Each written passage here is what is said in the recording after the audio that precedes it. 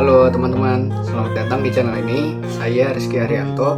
Kalau kalian baru pertama kali mampir di channel ini, saya senang sekali karena di channel ini saya akan membantu kalian untuk memahami dan mengoptimalkan cara penggunaan Akhirat Online.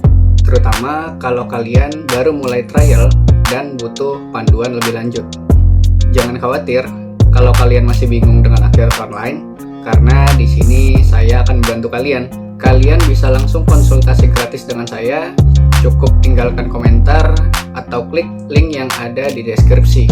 Oke, untuk selanjutnya, cek video ini. Halo teman-teman, balik lagi. Di video kali ini kita akan sama-sama membahas fitur produksi sederhana atau fitur job posting yang ada di Akhirat Online ya teman-teman.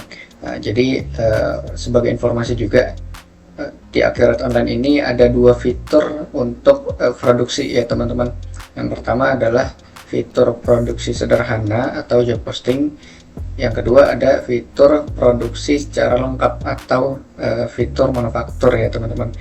Nah, perbedaannya kalau yang fitur job posting ini free teman-teman, memang sudah paket di fitur yang ada di Akhirat Online. Nah, job posting ini dia bisa mencatat proses produksi dengan pencatatan aktual cost ya teman-teman. Tapi kalau yang fitur manufaktur lengkap itu sudah bisa untuk mencatat alur proses produksi secara lengkap teman-teman, mulai dari catat standar cost, nanti teman-teman juga bisa catat formula dan lain sebagainya sampai ke COGS ya teman-teman. Nah, untuk video kali ini kita akan bahas fitur yang job costing dulu ya teman-teman ya, yaitu fitur produksi sederhana di Akhirat Online. Oke, kita udah ada database-nya. Untuk sekarang kita sudah ada materi yang akan kita bahas step by step, yaitu ya, pertama teman-teman kita akan buat master barangnya nanti ya teman-teman. Jadi kita akan buat master barang mulai dari bahan baku dan juga barang jadinya ya teman-teman. Setelah itu kita akan aktifkan fiturnya, fitur job postingnya di pengaturan. Nah, lalu step ketiga ada pengadaan stok bahan baku teman-teman. Jadi ketika kita buat master barang, otomatis stok barang tersebut adalah masih nol, maka kita perlu pengadaan stok bahan bakunya dulu, seperti itu. Nah, yang keempat, kalau kita udah punya stok bahan bakunya, nanti kita akan langsung mulai proses produksi, yaitu proses produksi sederhana atau job postingnya ya. Nah, selanjutnya kalau kita udah selesai produksi dan sudah terbentuk barang jadinya ya teman-teman, maka kita sudah bisa masuk ke proses penjualan produk atau kita bisa jual barang jadinya, seperti itu. Nah, sekarang kita masuk ke step awal ya teman-teman. Pertama kita akan buat master barangnya. Nah, di sini kita akan contohkan atau simulasikan kalau kita mau produksi kue bolu ya teman-teman. Jadi kita akan bikin master barangnya kue bolu. Nah, kategori barang ini kita sebagai barang jadi. Jadi barang jadinya adalah kue bolu ya teman-teman. Oke, satuannya adalah piece. Oke, lalu kita simpan. Nah, untuk bahan bakunya kita akan input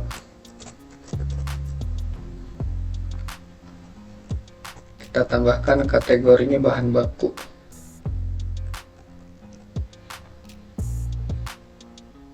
Oke, lalu satuannya bisa butir, bisa kilo ya teman-teman. Kita coba butir.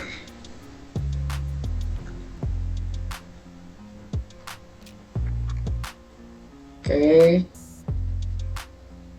setelah itu kita butuh tepung ya teman-teman. Kita jadikan bahan baku juga. Ya, untuk ini kita bisa kilo ya teman-teman.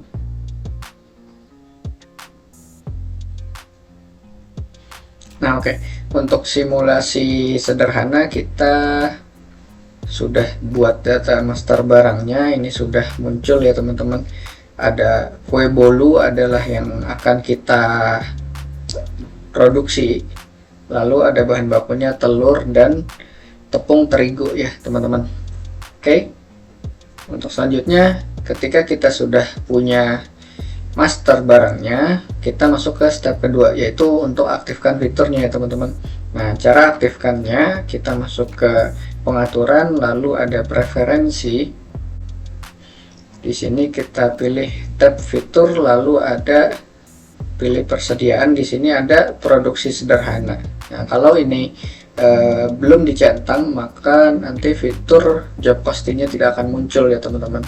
Nah, karena ini sudah tercentang, kita akan cek di sini adalah di modul persediaan ada namanya fitur pekerjaan pesanan sampai ke penyelesaian pesanan atau yang biasanya kita sebut alur produksi sederhana gitu ya teman-teman. Nah, kalau fiturnya udah aktif, kita akan masuk ke step ketiga, yaitu pengadaan stok bahan bakunya. Tadi kita sudah punya data master bahan baku, tapi untuk kuantitasnya di sini masih nol ya teman-teman gitu. Nah, lalu kita akan melakukan pembelian ke vendor, yaitu beli bahan bakunya. Kita masuk ke modul pembelian.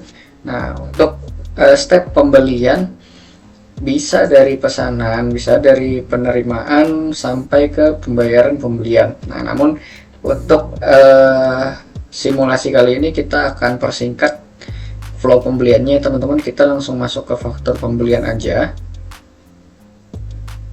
Nah, di sini ada pemasoknya.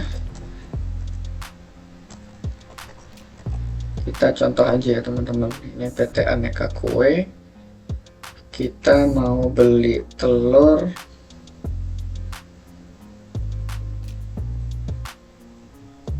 oke, kita tambahkan untuk satuan telurnya kilo ya teman-teman, untuk mempermudah proses pembelian. Nah, ini kita tambahkan aja, kita ubah, kita klik telur. Nah, ini biasanya setelah butir maka ada kilo. Nah, di sini kita akan konversi, kalkulasikan 1 kilo ini biasanya isinya berapa butir gitu ya teman-teman. Kita coba, biasanya itu kan 1 kilo 16 butir. Maka kita akan simpan. Oke, maka ketika kita masuk ke proses pembelian, kita pilih telur. Nah, di sini kita bisa pilih langsung beli per kilo aja, itu juga bisa. Kita coba beli 5 kilo. Oke, dengan harga per kilonya adalah 30.000 ya teman-teman. Oke, dia akan otomatis kalkulasi.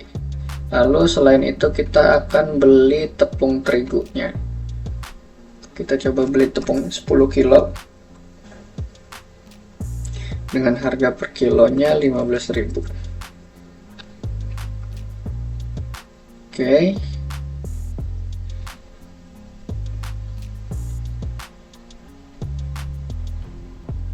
Nah, untuk pilihan gudang ini silahkan diabaikan saja, tapi kalau memang teman-teman ada gudang, silahkan dipilih. Nah, kita coba untuk jadikan ini sebagai gudang utama aja ya teman-teman.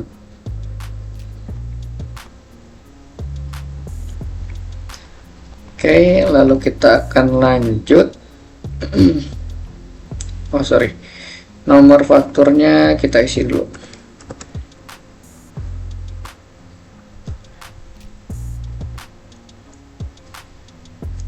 Oke, kita akan langsung bayar.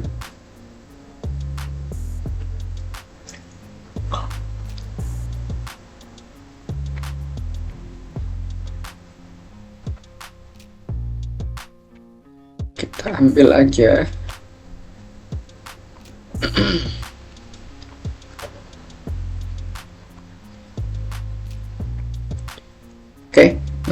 kita udah beli bahan bakunya, kita perlu cek dulu stoknya. Kita udah punya bahan baku telur 80 butir karena kita tadi belinya 5 kilo teman-teman. Terus kita tadi ada stok tepung terigu ya, yaitu 10 kilo. Nah setelah itu kita akan masuk ke step keempat, yaitu untuk langsung ke produksinya teman-teman. Nah kita masuk ke model persediaan. Nah namun perlu teman-teman catat juga, sebelum kita melakukan proses produksi sederhana atau job posting, perlu ada akun penampung ya teman-teman yang perlu kita buat. Nah akun penampung ini adalah akun yang berfungsi untuk menampung stok bahan baku yang sedang diproduksi dan belum jadi menjadi barang jadi gitu ya teman-teman. Jadi bayangannya adalah kita lagi produksi nih, telurnya sama terigunya udah kita pakai dan masih dalam tahap produksi, tapi kue bolunya belum jadi gitu teman-teman. Maka stoknya larinya kemana? Adalah dia akan tertampung di akun penampung tersebut gitu teman-teman. Nah, kita akan buat akunnya dulu. Kita masuk ke akun perkiraan. Nah, di sini saya akan membuat akunnya di bagian persediaan gitu ya teman-teman. Kita akan buat akun baru, tipenya persediaan. Oke, kita jadikan sub akun. Nah, untuk nama akunnya di sini adalah persediaan dalam proses. Gitu ya.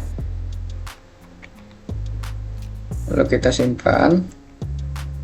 Nah, akun yang sudah kita buat perlu kita set juga di pengaturan ya teman-teman. Nah, kita masuk ke pengaturan, lalu akun perkiraan, masuk ke persediaan. Nah, kita setting di akun pekerjaannya teman-teman. Kita harus pilih akun yang tadi kita sudah buat, persediaan dalam proses. Lalu kita simpan.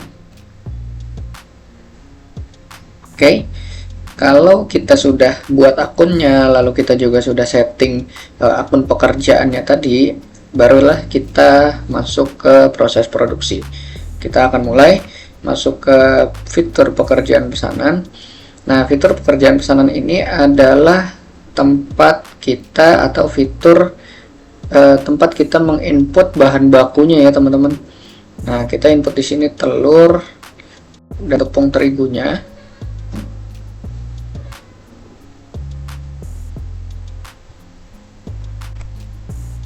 Oke, kita cek dulu tadi stoknya.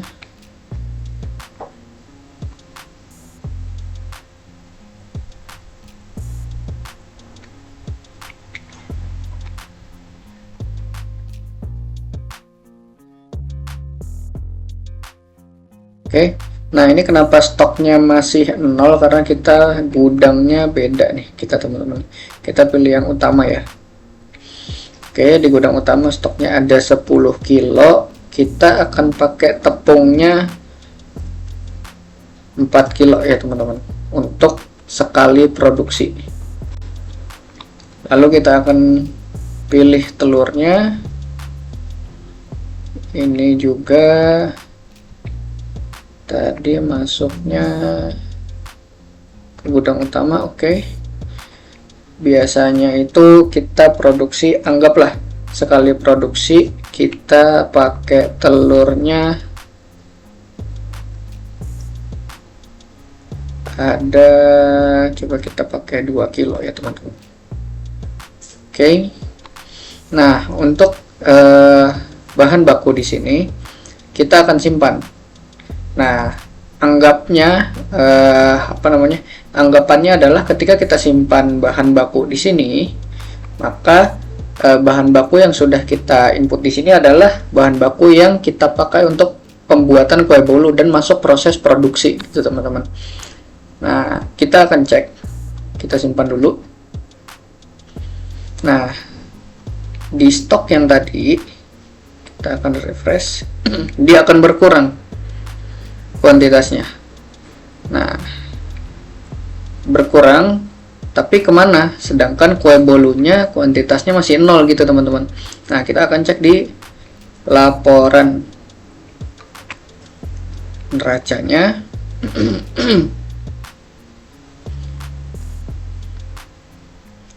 Kita akan lihat ada nilai di persediaan dalam proses. Nah, ini adalah ini adalah stok yang tadi sudah kita keluarkan untuk produksi, tapi belum jadi atau belum kita selesaikan produksi menjadi kue bolu gitu teman-teman. Maka ini adalah stok yang tertampung di akun sementara. Selanjutnya kita akan masuk ke step penyelesaian pesanan, atau anggapannya adalah ketika di realnya kita sudah selesai nih produksi kue bolunya. Kita pilih aja nomor pekerjaannya, kita pilih kue bolu. Nah, dari bahan baku yang tadi sudah kita ambil, kita akan produksi kue bolunya berapa piece gitu teman-teman. Nah, ini kita bisa atur kuantitasnya di sini. Nah, dengan alokasi biaya total bahan baku yang tadi kita pakai itu adalah 120.000, kita bisa pilih untuk buat berapa kuantitas kue bolunya. Nah, untuk simulasi contohnya di sini coba kita buat untuk 1 piece kue bolu dulu aja ya teman-teman, nggak apa-apa. Nah, gudangnya ini adalah gudang tempat barang jadi itu selesai atau kita taruh di mana gitu ya teman-teman. Kita lanjut. Oke, kita akan simpan. Nah, selanjutnya kita lihat, cek di daftar barang dan jasa, kita refresh. Nah, dia kue bolunya sudah jadi gitu teman-teman, stoknya sudah muncul. Nah, lalu tadi di laporannya bagaimana pergerakannya, kita akan refresh. Yang tadinya muncul persediaan dalam proses ini adalah 120.000, maka kita akan refresh. Oke, dia akan pindah. Yang tadinya 120.000 ini adalah masih dalam proses tapi masuk ke persediaan. Jadi tadi 180.000 menjadi 300.000 karena ada penambahan proses produksi tadi yang sudah selesai gitu ya teman-teman. Oke. Nah, ketika kita sudah selesai di step keempat atau step produksi, kita udah punya persediaan stok kue bolunya. Oke, lalu kita akan melakukan proses penjualan. Otomatis kita sudah punya barang yang bisa dijual ke customer gitu ya teman-teman. Nah, kita balik lagi, untuk flow penjualan ini juga fleksibel ya, bisa dari penawaran, pesanan, atau mungkin ada yang pesan dulu ke teman-teman kue bolunya baru kita kirim. Tapi kita akan persingkat aja flow penjualannya, kita langsung masuk ke faktur. Dengan anggapan adalah customer langsung datang ke store kita gitu ya teman-teman untuk beli kue bolu. Nah, nama pelanggannya contoh. Oke, kita akan kue bolunya, gudangnya jangan lupa ya teman-teman, kita pilih gudang utama, ada 1 piece gitu ya teman-teman. Nah, karena tadi alokasi biaya bahan bakunya totalnya adalah 120.000, maka itu terhitung sebagai harga modal gitu ya teman-teman. Nah, kita akan jual kue bolunya otomatis di atas harga tersebut, di atas 120.000. Contoh, kita akan jual kue bolunya senilai 150.000 per piece ya teman-teman, atau teman-teman mau jual 2 kali lipat juga nggak ada masalah, sebagai contoh saja. Nah, kita akan lanjut. Oke, lalu kita simpan. Nah, setelah kita simpan, kita akan masuk ke tahap selanjutnya, yaitu penerimaan penjualan. Kita terima uang dari si customer ya teman-teman. Kita pilih customernya, kita pilih akun banknya, lalu kita tarik dari faktur penjualan. Oke, lalu kita calculate. Nah, kita simpan. Nah, ketika sudah ada penjualan, maka otomatis secara stok di sini kue bolunya juga langsung berkurang. Jadi dia akan nol lagi ya. Tadinya kita punya 1 piece, secara stok juga sudah berkurang jadi 0. Jadi kue bolu kita udah habis, mesti produksi lagi. Nah, setelah itu kita akan cek laporannya. Oke, kita masuk ke laporan laba rugi. Nah, di sini sudah muncul ya teman-teman nilai dari penjualan yang kita lakukan tadi untuk 1 piece kue bolu. Nah, terus dia juga akan muncul BPP atau HPP, yaitu teman-teman ya, beban pokok penjualannya 120.000 tadi tuh, atas bahan baku yang kita beli dari vendor seharga sekian-sekian, maka dia akan otomatis muncul juga. Nah, dari pengurangan penjualan dikurangi HPP, dia akan muncul laba kotor. Teman-teman juga di sini kalau ada biaya-biaya lain dihitung juga sebagai pengurangan, lalu akan ada laba bersihnya senilai 30.000 di sini ya teman-teman. Oke. Nah, untuk simulasi fitur job posting, kalau sudah masuk ke penyelesaian pesanan, di sini juga sudah selesai ya teman-teman. Jadi sangat simple, sangat sederhana juga. Ini contohnya dibuat sesederhana mungkin supaya teman-teman bisa lebih mudah untuk memahami fitur produksi sederhana atau job posting di Akhirat Online. Oke. Sampai di sini saja untuk videonya, tutorialnya, semoga bermanfaat. Terima kasih banyak.